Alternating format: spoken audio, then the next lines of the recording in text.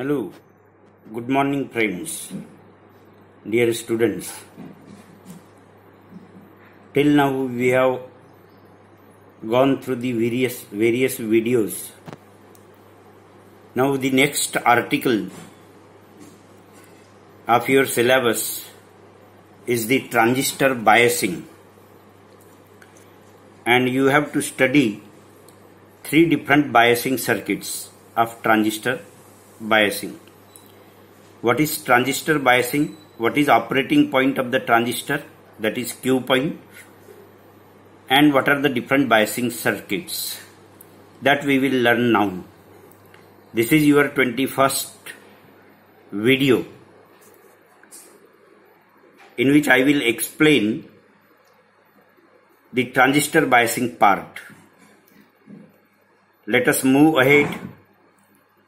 Transistor bias stabilization, we will see the introduction, why we need the bias stabilization, what are the requirements for it.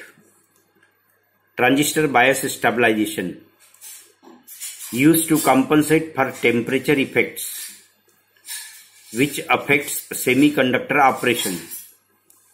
As temperature increases, free electrons gain energy and leave their lattice structure, which causes current to increase.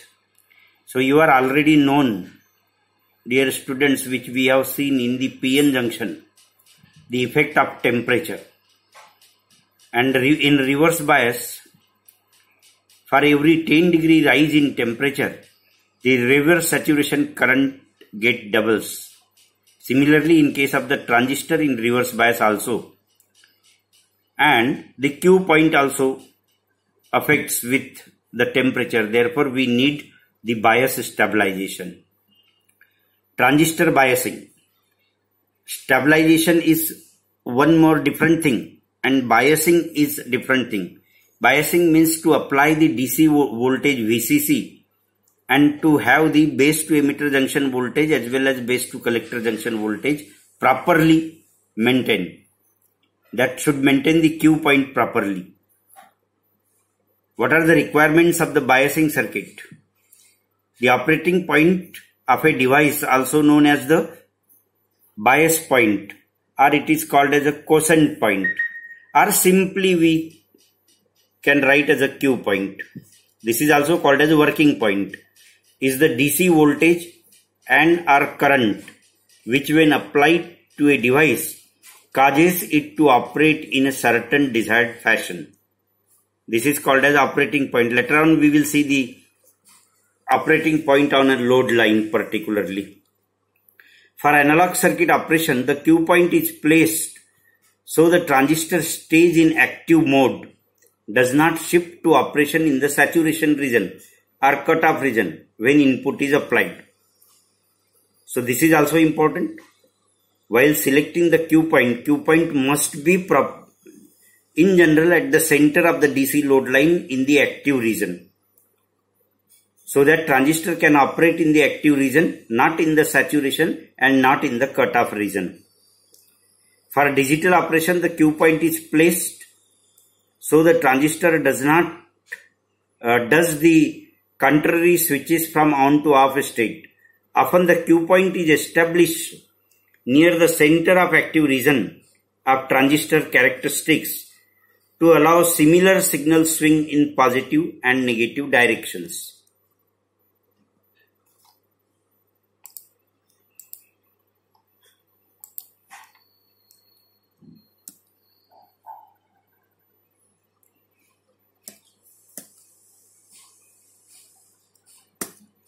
So Q point is the important one. We will see the Q point and DC load line, that Q point must be in the active region. Q point should be stable, and it should be stable. In particular, it should be insensitive to variations in transistor parameters. For example, should not shift if transistor is replaced by another of the same type. Variations in temperature, variations in power supply, and so on. So Q point should also be stable and should be in the active region. Stable means it should not vary with respect to temperature. It should not vary if the transistor is changed with the same parameters. It should not vary with the supply voltage. This is called as the stabilization also. The circuit must be practically easily implemented and cost effective. Let us see Q point on the DC load line. The Q point or operating point is established by the DC analysis. Generally, Q point is nothing but the value of VCE and IC. IC is the collector current while VCE is the collector to emitter voltage. So this will be the Q point for common emitter circuit. So Q operating point is established by DC analysis, and this point can be obtained by applying the DC and grounding the AC signal input. So first, proper biasing, that is proper maintaining the Q point is important. So the Q point or operating point is established by the DC analysis, which establishes the DC load line. The AC load line has a different slope than the DC load line, and the two load lines intersect at the Q point in the common emitter amplifier.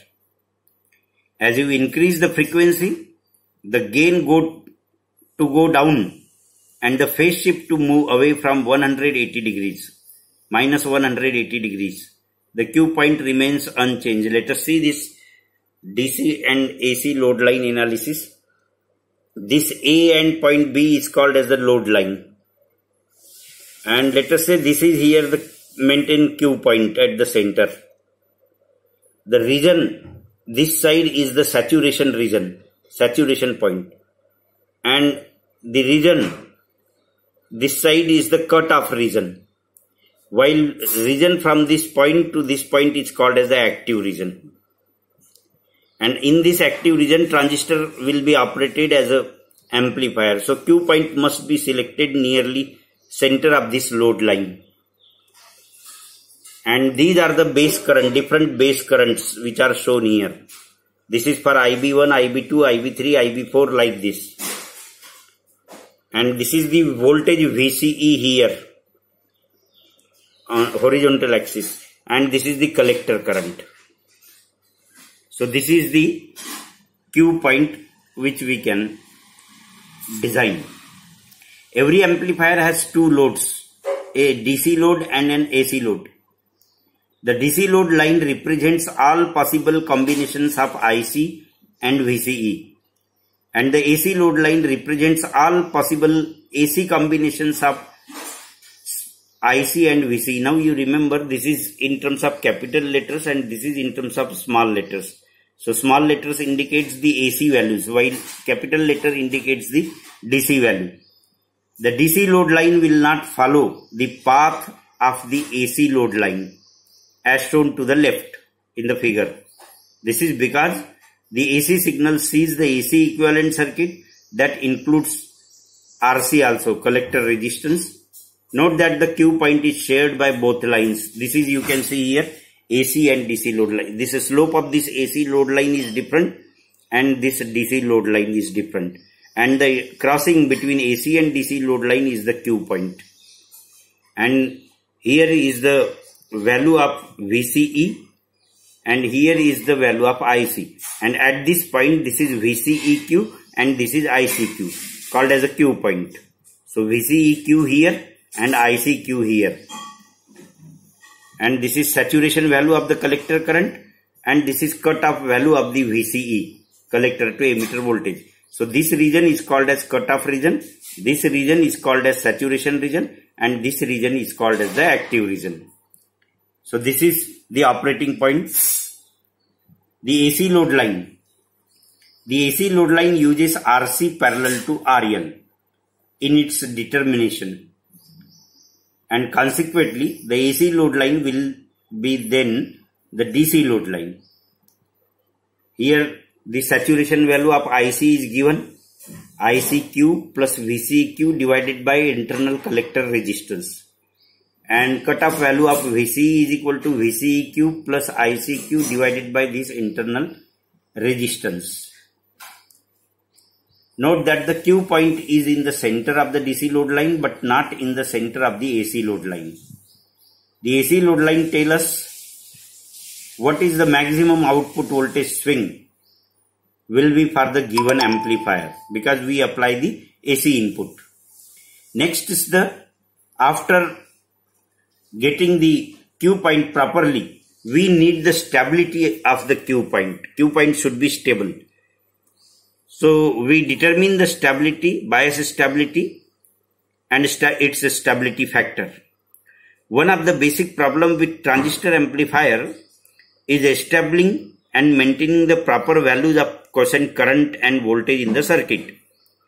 This is accomplished by selecting the proper circuit biasing conditions and ensuring these conditions are maintained despite variation in ambient surrounding temperature, which cause the changes in amplification and even distortions, that is unwanted change. Thus a need arises for a method to properly bias the transistor amplifier and at the same time stabilize its DC operating point, that is the no signal values of collector voltage and collector current. So stability is also important. There are 2-3 types of stability factor.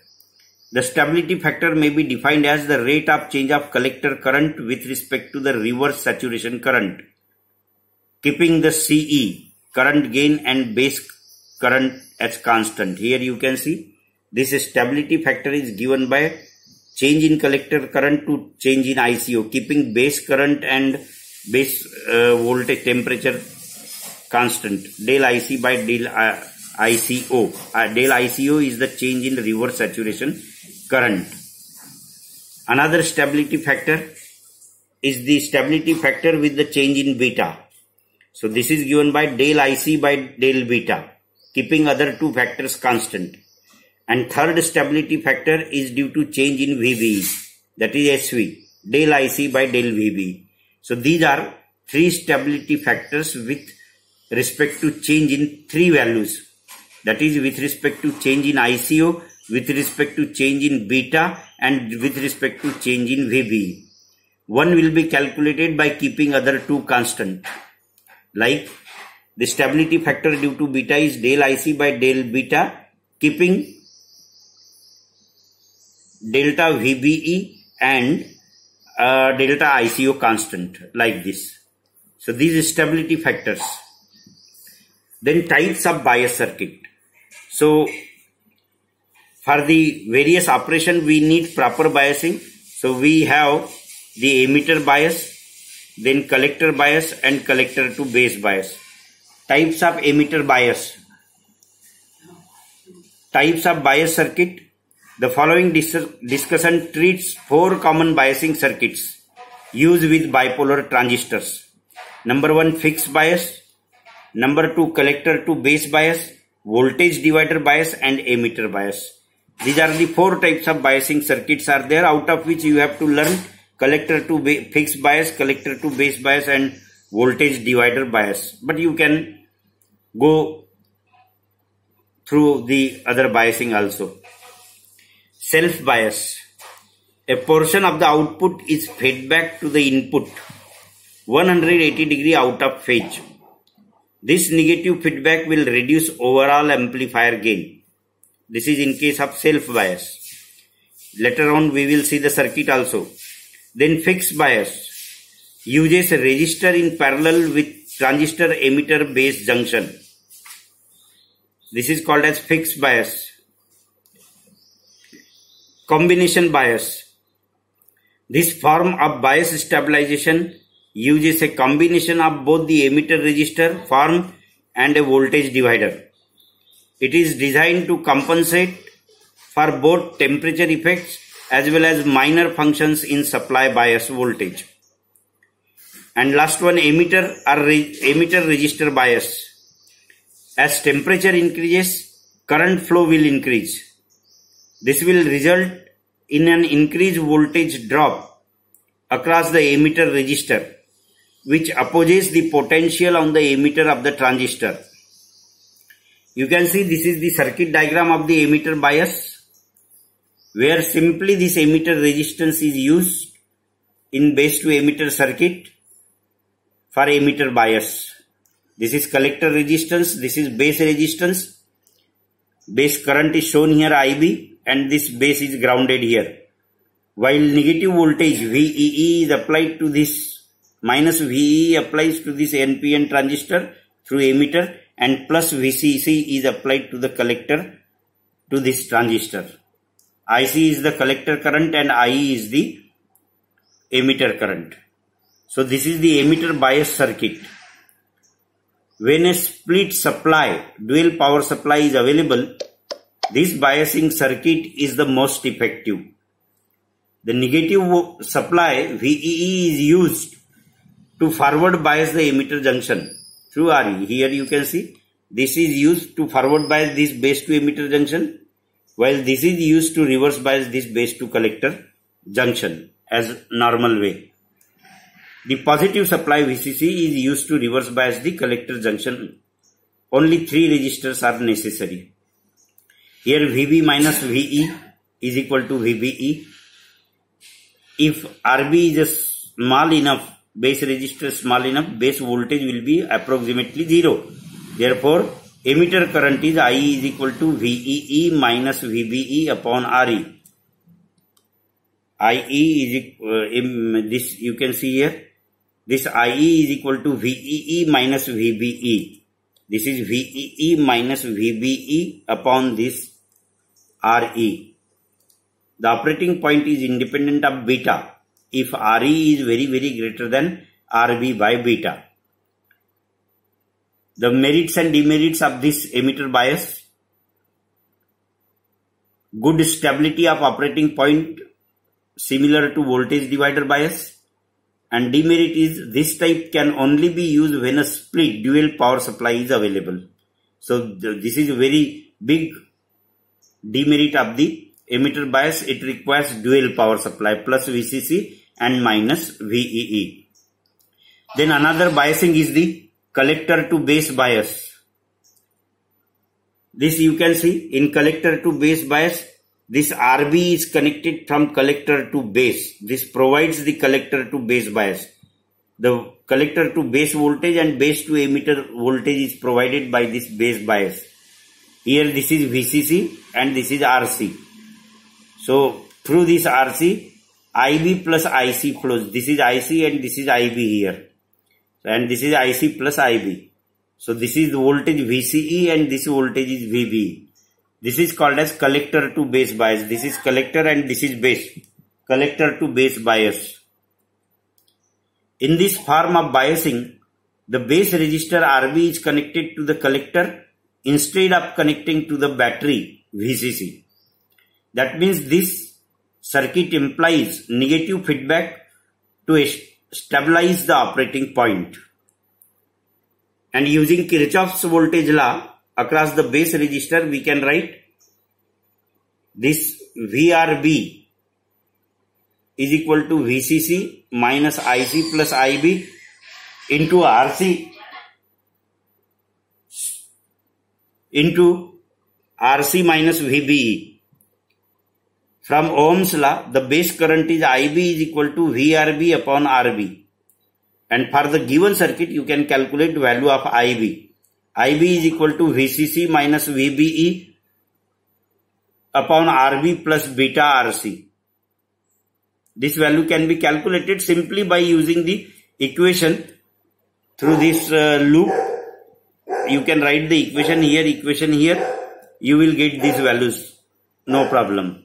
Using KVL and Ohm's law. Its advantage: the circuit stabilizes the operating point against variations in the temperature and beta, that is replacement of transistor, and its disadvantage in this in temperature and beta and replacement of transistor. Its disadvantage in this circuit to keep IC independent of beta. For the following condition must be met. This IC is equal to beta times IB. is approximately equal to VCC minus VB upon RC, which is approximately the case if beta RC is very, very greater than RB. As beta value is fixed for a given transistor, this relation can be satisfied either by keeping RC fairly large collector resistance or making RB very low base resistance. If RC is of large value, high VCC is necessary. This increases cost as well as the precautions necessary while handling. If base resistance RB is low, the reverse bias of the collector base is small, which limits the range of collector voltage swing that leaves the transistor in active mode. The resistor RB base resistance causes an AC feedback, reducing the voltage gain of the amplifier. This undesirable effect is a trade-off for greater Q point stability. Use of this biasing circuit. The feedback also increases the input impedance of the amplifier. This is very important use. Its input impedance also increases, as seen from the base, which can be advantageous. Due to gain reduction from feedback, this biasing forms is used only when the trade-off for stability is warranted. Here we have seen the basic stabilization and biasing circuit, emitter bias and collector to base bias. This is collector to base bias circuit we have seen, its merit, demerit and its analysis, and we have seen this is emitter bias. This is emitter bias. So these biasings we have seen. In next article we will go for the another, that is voltage divider bias method, and we will finish this biasing part of a transistor in next video. So we will learn step by step and go through it. If you have any doubt, you can ask me at any time, please, and go through your classroom also. The test and assignments are given in the classroom. Please follow it and solve it and upload on your classroom, so that your attendance and all other your work will be dependent on your classroom. Thank you very much for listening this video. Thank you very much.